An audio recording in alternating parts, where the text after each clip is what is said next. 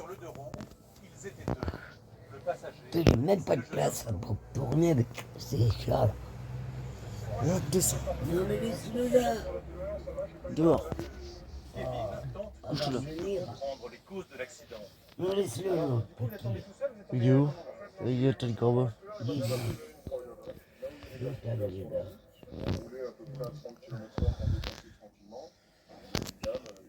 Et Le choc a été très violent, comme le prouve l'état de la voiture. Ça a arrêté, elle a dit que c'était sa faute et qu'elle suivrait. Bonjour monsieur. Le conducteur du scooter est lui au sol, encore sonné par le choc. Qu'est-ce qui conduisait entre vous deux? C'est monsieur qui conduisait? D'accord. Il s'agit d'un saisonnier qui rentrait de sa journée de travail. Son passager était un client qu'il dépannait en le ramenant chez lui. Restez assis tranquillement, vous avez mal à la tête, la principale c'est les soins, d'accord? Voilà. Heureusement, il peut compter sur le soutien de ses collègues de travail. Entre saisonniers, on a quand même l'habitude de pas mal s'entraider quoi. Et là, quand on a vu ça, on s'est arrêté. C'est normal. C'est normal. Sa petite amie a même quitté son emploi en urgence. Elle est très angoissée. C'est votre mari. Après rassurez-la, c'est pas, le sang c'est pas lui. Ça fait mal au cœur, parce que bon, là encore ça se finit bien, mais je veux dire, on voit sa copine, elle le voit comme ça, elle s'inquiète. Lui on voit que c'est des jeunes, ils se sont un peu, ça a été un petit peu délicat, donc ça se finit bien, mais c'est toujours malheureux d'arriver sur un accident comme ça, quoi. C'est toujours malheureux. Le travail des gendarmes, c'est de déterminer qui est le responsable de l'accident. Est-ce que vous avez consommé des boissons alcoolisées, monsieur? Beaucoup léger. Kevin vérifie l'alcoolémie du jeune motard. Hop, vas-y, soufflez. Encore. Et super. Donc là, vous êtes positif. D'accord? Mauvaise nouvelle pour le conducteur du scooter. Même s'il a été blessé dans l'accident, il est alcoolisé. Et cela ne plaide pas en sa faveur. Il y aura une procédure ouverte pour alcoolémie suite à un accident matériel. Donc ouais, déjà c'est une double peine, mais bon après on n'a pas à conduire alcoolisé. Peut-être c'est ça aussi qui a fait que derrière il avait moins de réflexes et ce qui fait que derrière il y a eu cet accident.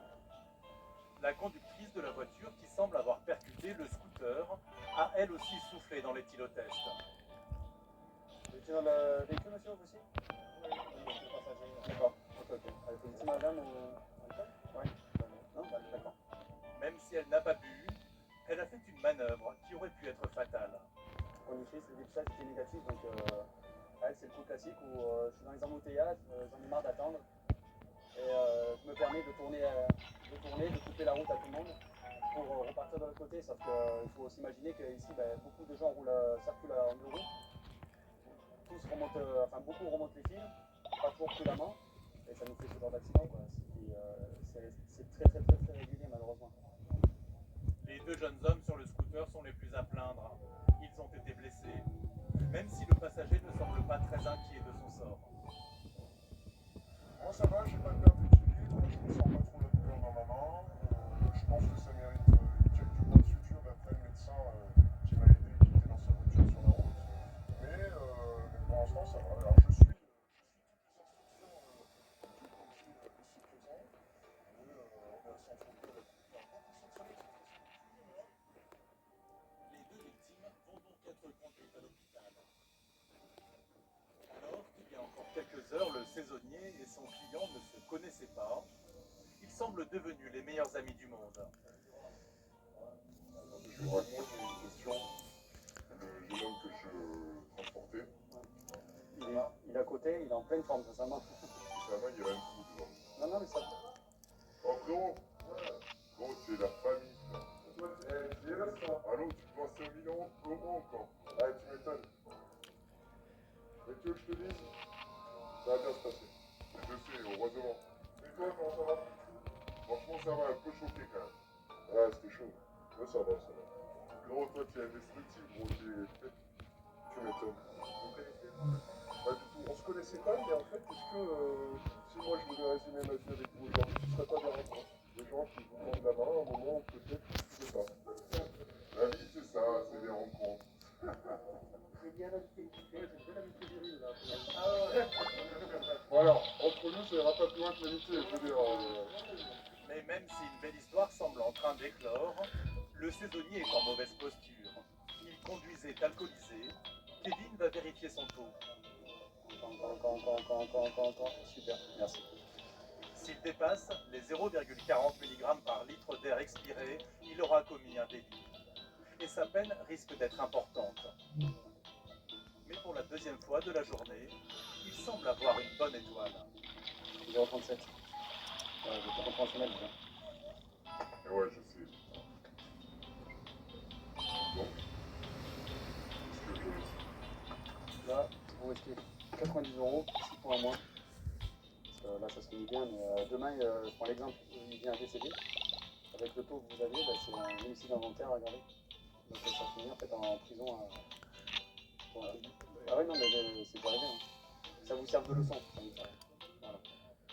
On fait comme ça. Au revoir. Bon courage pour la saison. Au revoir.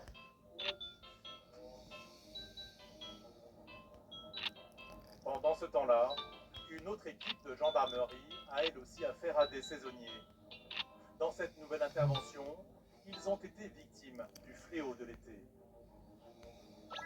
Nous partons sur un cambriolage. En fait, c'est une personne qui est rentrée chez elle après son travail et qui s'est rendu compte qu'il y avait eu une effraction et un vol à son domicile.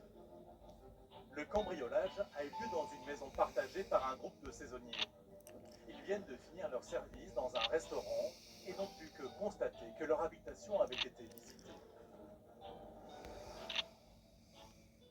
Ça, monsieur. Et vous avez constaté une échelle? Ouais, qui est juste là, il n'a pas touché. D'accord, très bien. La fenêtre était ouverte, le volet était fermé. On va le loquet du volet cassé. Ils ont tiré, ça a arraché. Du coup, moi j'ai des collègues qui sont rentrés juste avant moi et je pense que c'est ça qui les a fait.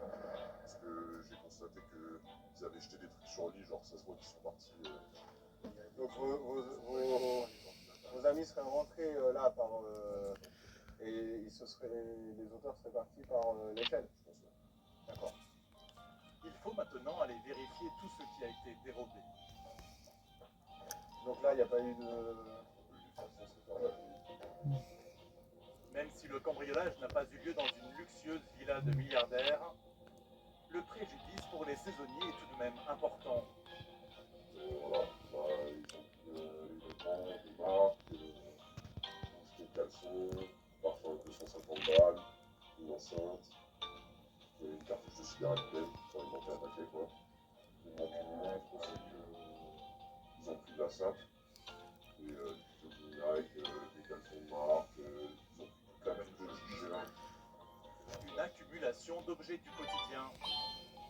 Par exemple, ils sont rentrés dans le salon, Ouais. plein de chicha, ils ont commencé à prendre les trucs et à Stocké chez vous, ouais. et ils n'ont pas eu le temps de prendre les temps de la parce qu'à mon avis, les collègues sont arrivés à ce moment-là et les mecs ils se foutent du temps et ils ont jeté la chicha. D'accord. Ce qu'ils avaient pris.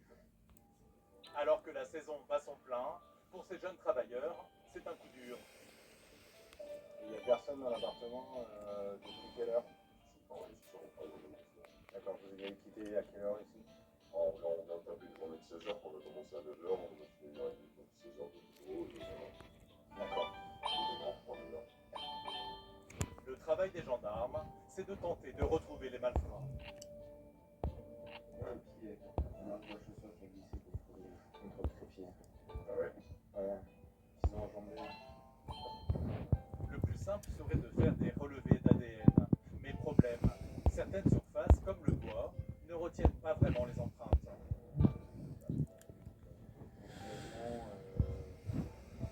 Sur l'échelle. Les gendarmes ont peut-être une autre carte à jouer. Là, il y a Vérifier si les voleurs ont été filmés. On regarde si il n'y aurait pas le commerce de la zone qui aurait des caméras qui filmeraient la voie publique pour pouvoir nous permettre de faire un rapprochement et définir les auteurs qui sont rentrés dans l'habitation des victimes. Parce que là, typiquement,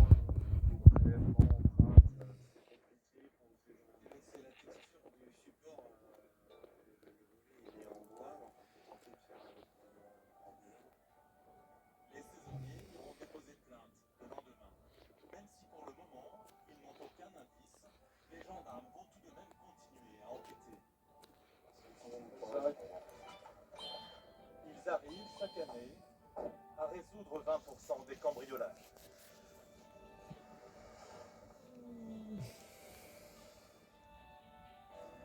Quelques jours plus tard, sur la plage de Cogolin, à 5 km du centre de Saint-Tropez, nous retrouvons Laetitia et Jérémy. Ils ont organisé un match de volley entre collègues gendarmes. Bah, c'est toujours agréable de faire un peu de cohésion, c'est pas mal pour le sport et tout. Même pour l'ambiance, pour plus tard. Parmi les joueurs, des membres du PSIG, de la brigade de Saint-Tropez et aussi du peloton motorisé, comme Anthony. Si tous sont gendarmes au sein de la même compagnie, quand il s'agit de jouer et de gagner, c'est chacun pour soi. C'est la concurrence entre nous en force, bien remporter. Mais cette rivalité n'est en fait qu'une façade, car les gendarmes sont très soudés, unis par la difficulté des missions. On a toujours, je pense que c'est important que le métier de fait, alors on n'est pas toujours confronté à des bonnes situations, donc quand on peut souffler, décompresser un petit peu, bah, ça fait du bien et encore plus avec de l'eau. Ce match, les gendarmes ont intérêt à bien en profiter, car leur prochaine mission va leur donner des sueurs froides.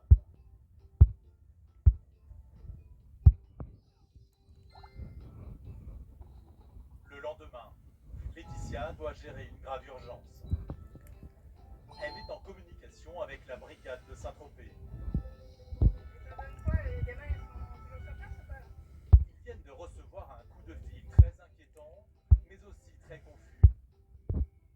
Des enfants affirment avoir vu un copain se noyer. Et quel âge à peu près? 12 ans? Il n'y a pas de parents?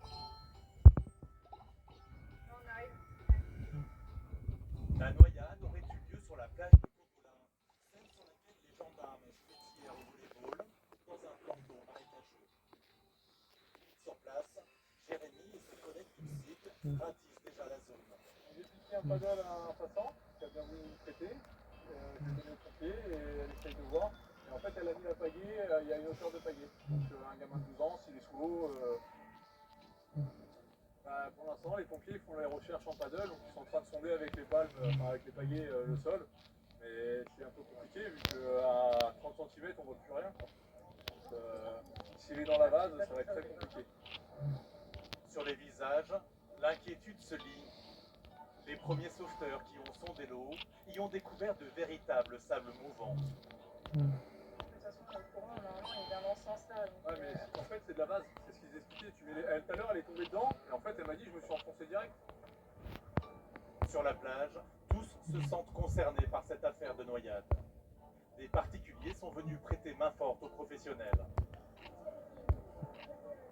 là, on va essayer de faire engager le plus vite possible donc, tous les secours. Là, on a déjà les sauveteurs en mer. Donc, pompiers, nous, la brigade nautique va pas tarder à arriver également. Donc, ils ont des moyens.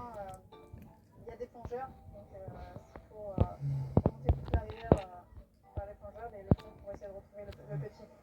Et les témoins? Le témoin, c'est le garçon qui est là, donc il est malentendant, c'est sa mère qui fait la traductrice. Et lui, en fait, il a essayé d'y aller chercher avec un ballon. Et il disait que lui, il avait de l'eau jusqu'au téton et que le gamin, lui, il avait de l'eau jusque-là. Il a essayé de sortir, c'était trop compliqué.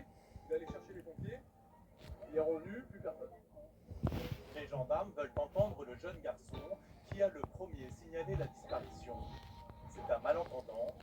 Sa maman l'accompagne.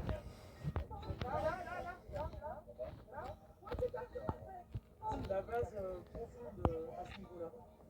J'avais l'eau jusque-là, quand j'ai vu mon poids, je me suis enfoncé jusqu'en Le témoignage n'est pas très clair. Les gendarmes se demandent si le garçon dit toute la vérité. Mais vous n'étiez pas avec lui au début?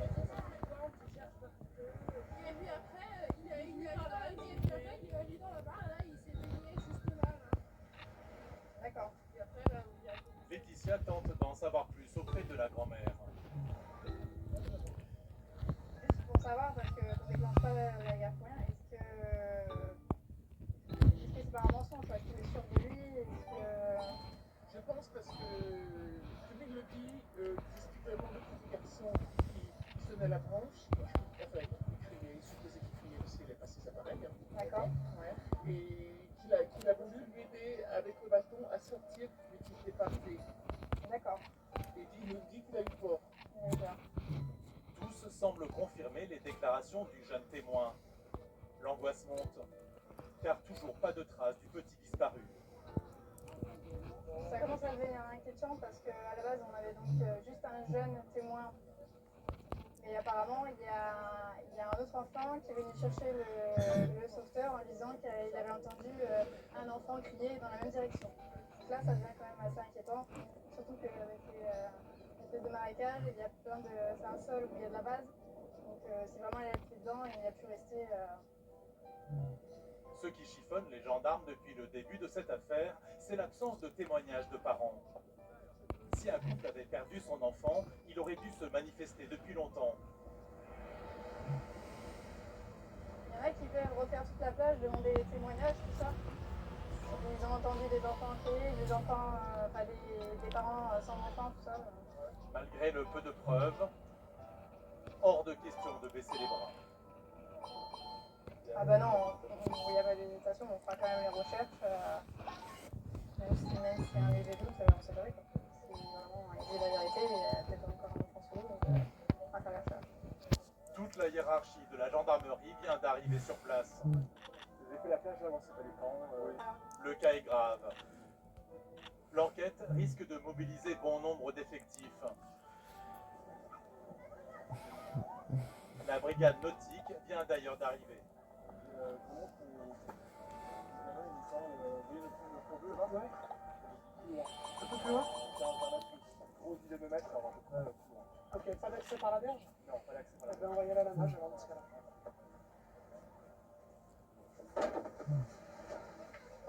On va faire tout ce qui est possible aujourd'hui, le maximum, ce qu'on peut faire. On a du renfort dans l'équipe qui va arriver là dans la demi-heure qui arrive. Et puis si c'est pas trouvé aujourd'hui et qu'on a toujours la certitude que l'enfant est bien disparu, eh bien on reviendra demain. Et puis s'il faut, on reviendra le jour d'après.